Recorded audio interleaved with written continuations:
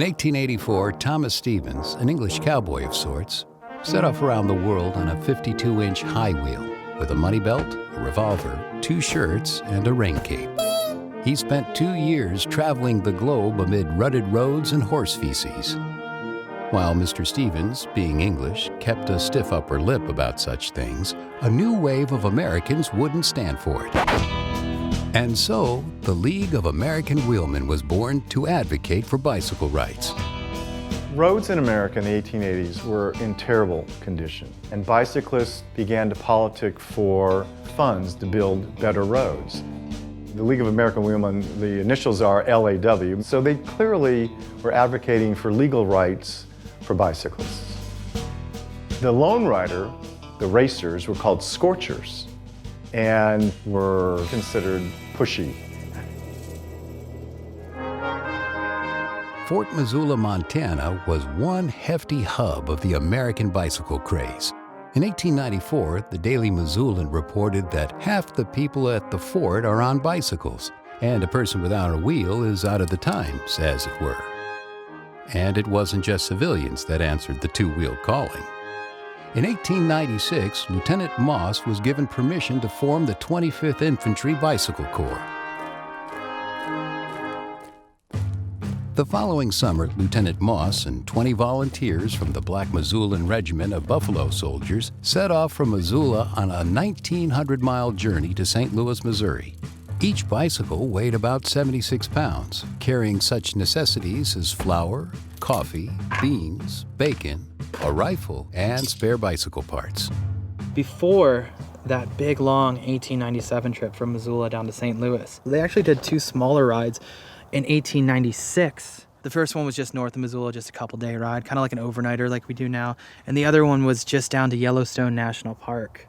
So a couple little test rides before the big one, you know, we all do that. But before the Army fully recognized the advantages of the bicycle, the two-wheeled craze lost momentum in a sea of bob haircuts and the newfangled crossword puzzles. League of American Wheelmanship was over 100,000 in 1895 and 96. But soon thereafter, bicycling, the boom, the fashion began to fade. Prior to 1900, I believe that there was a separate patent office just for bicycle patents. There were so many. All the smart engineers designing things, they were putting all their emphasis into bicycles. When cars came and motorcycles and planes, a lot of people jumped ship and the bicycle kind of took a little bit of a back seat.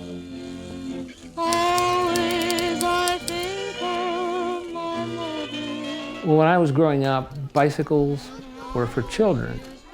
When you turned 16, and you did everything you could to get into a car. For me, though, I was influenced by my father, who rode to Washington, D.C. and back. He rode up to Cleveland. When World War II came along, he enlisted in the Navy, and that seemed to put an end to his bicycling. My father was aboard the flagship of the Normandy invasion. In preparation for the invasion, the ship was being refitted along the English coast. And it seemed like most of the sailors, what they wanted to do was go ashore and get drunk. And he had no interest in this. So he managed to find a bicycle shop, and they sold him a bicycle. And at some point he realized, I've got to get this bike aboard the ship. And brings his bike up the gangplank. But then a fight breaks out between a couple of Marines. And the officer of the deck is distracted, and a few days later, the ship is off to Normandy. So there was my father with his smuggled bike on the flagship of the Normandy invasion. In the state of old Montana, I spent many happy days, riding over the ranges, rounding up the strays. Fast forward a couple of decades, and Greg plus friends end up in Missoula, historical home of the 25th Infantry Buffalo Soldiers, and now described As a mecca. What we call the mecca of bicycle travel.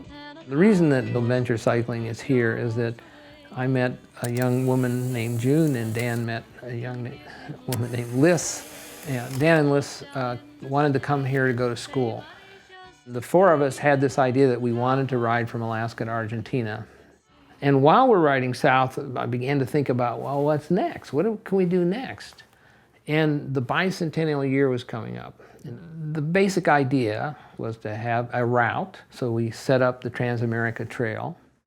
But there's no way we could have put this together while we were on the road. But Dan contracted hepatitis. The bad news was that he had to leave the ride, and the good news was that he and Liz were going to come back to the United States and they'd be able to work on Bike Centennial. Thanks to the efforts of the Hemistour gang, over 4,000 people cycled across the states in the summer of '76.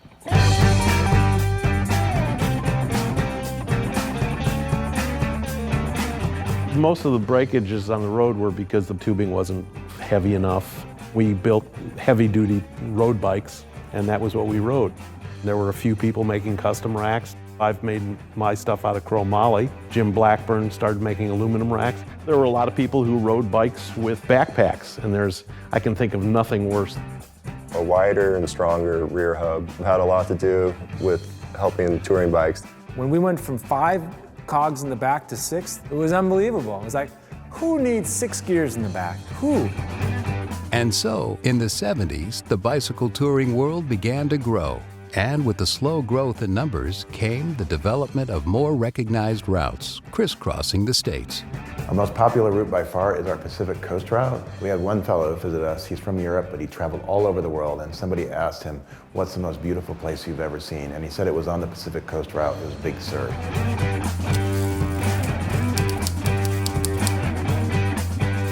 As luck would have it for the gear-hungry bike tourist, a little over 1,000 miles in, the Pacific Coast bicycle route winds its way through perhaps the country's most prolific bicycle breeding ground, where since the '60s, tinkerers have scavenged, welded, and bolted together some of the best bicycle equipment in the world. I think the magic of Santa Cruz is the result of this push and pull between the beach and the redwoods and the culture of innovation and science and thinking that happens kind of just over the hill. Why is Silicon Valley there? Because a couple people started making computers. Every major bicycle brand that I can think of has some tie to the Bay Area. RockShox, Bontrager and Fisher, Ritchie, Bianchi had American offices here. First aluminum bikes, tweaked by guys who were roadies for rock and roll bands in the '70s. And it wasn't just the bike. Companies like Blackburn and Giro branched out beyond the bike itself to make other parts that gave people the freedom to ride the way that they wanted to ride. When I found out that Blackburn was in California, that was a huge opportunity for me to go, why would anybody live in the Midwest? They spend all their time ice fishing and shoveling snow while we get to ride in this beautiful weather. I was at a cyclocross race up in Portland, Oregon in '79 or '80. And that was when Jim Mers had this bike with great big fat tires. He said, "Yeah, you can ride it up and down curbs and all that kind of stuff." And I said, "Yeah, okay, yeah, that's pretty cool." I said, "But it'll never take off." I was wrong about that too.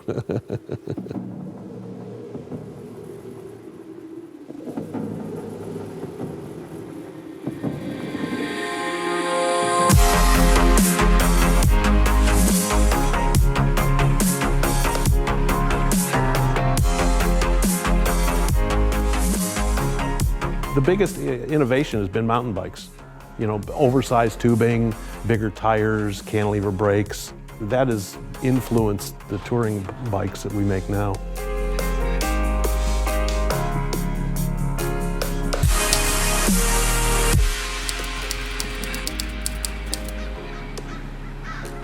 People can now go further, faster, more easily. Technology has meant that anyone can cycle. Anyone can tour in relative comfort. The tribe has swollen to record numbers and speciated into new tribes. Among them are the tourists, the hipsters, the dirtbags, and the bikepackers. You know, bikepacking bags evolved to take tourists, essentially, to places where they didn't normally go. You know, it's crazy because, like, you know, I have this Sears and Roebuck catalog from 1897 that has, you know, these bikepacking bags, a frame bag, a top tube bag, the same designs that people, you know, came up with now. A lot of this stuff was really done before 1900, and we're just taking it, learning from it, and adding new materials. But there were some pretty smart gents back then cruising around on bikes. Without a doubt, we're seeing hundreds of thousands of cyclists around the world travel the globe, and we're seeing that number go up every year. Every day in the summer we have people ride here, and I'm watching these people who stream through, and I realize that this should be captured, this should be recorded and documented. So I began shooting those pictures in the summer of '82. I'm surprised to see how many dogs I've seen coming across America on wheels. I did see one cat. My favorite of the people with unusual things would be Blaine Bear. And Blaine Bear, almost on a dare, decided that he would ride across the country, not taking enough money to go across, but he would take a lawnmower, and I mean a push lawnmower, and that he would cut grass for people.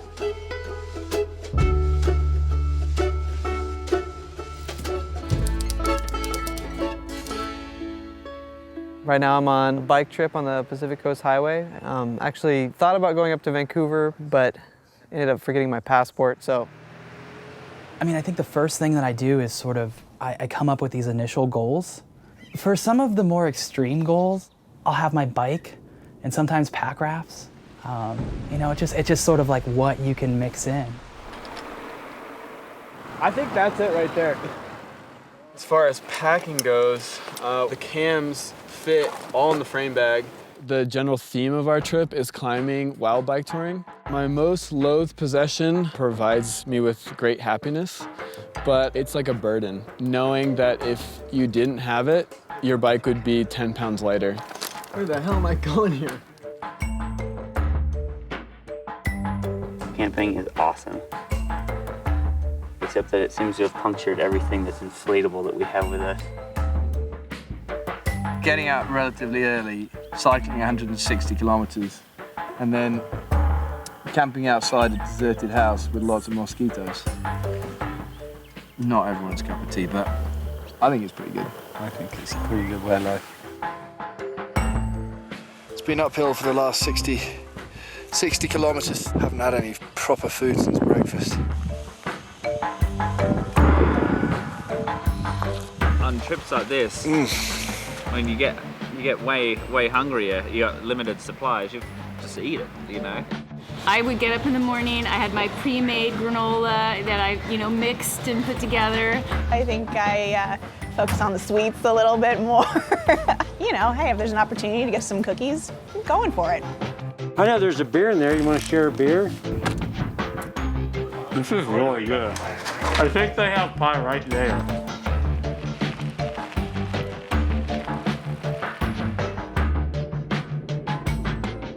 I do this highway more times than I care to even remember.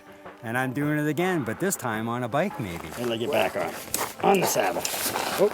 The biggest theme is getting friends out on the ride, even if they don't really know what they're doing. I'm here with Hamish from New Zealand, living in Australia. Is that correct? Pretty much every time he stopped, he left something behind. He left his gloves, his hat, his phone. It's a solo, self-supported trip, but having experiences with people makes it awesome. Now it's sprint. A traveling companion. Many people told me when I was riding my bike a lot, you really need to mature and grow out of this fad with this toy. It does bring back childhood memories because it's pure joy to ride a bicycle down a hill. And that's, I think, what we loved as children.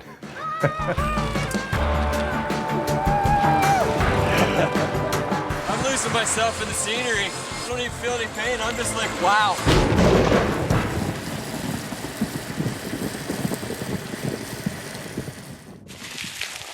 Please stop snowing! The whole frame cracked around underneath the seat post, so this whole piece lifts out. It's a good marker. That's where I crashed, right there, where you see the blood. We've had some miserable times out here. Wondering why I'm doing this. Get down tonight. Get down tonight. Shot. This sucks, okay? You don't want to do this all the time.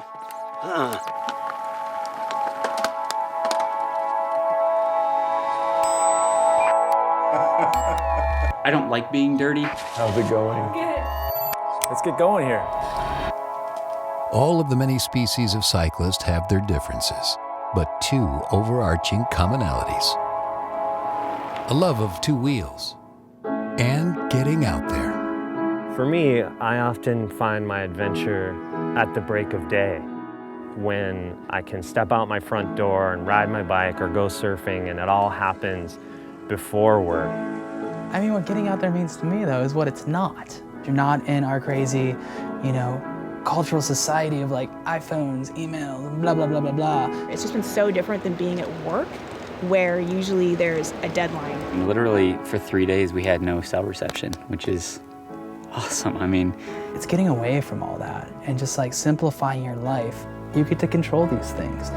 Here, it's like when you're hungry, you eat, and when you're tired, you rest. And I can stop and take a picture whenever I want. Really, it's about the experience of getting out in the world at your own pace. I don't know what time it is right now. I just know that right now, it's time for ice cream. And another excuse for an ice cream stop is another excuse for an ice cream stop. So how is that bad? It's never bad. You want ice cream? Yeah. After a bike ride like this, you just know you're strong. And that is a really neat feeling. I was always a nerd in high school, and so I was never very athletic. And so now at least I can ride a bike. That feeling of accomplishment, where you can look at a map and say that I, under my own power, went from this place to that place. I like that. I think it is the serendipity of bicycling, the unknown, the unexpected, that make it so wonderful.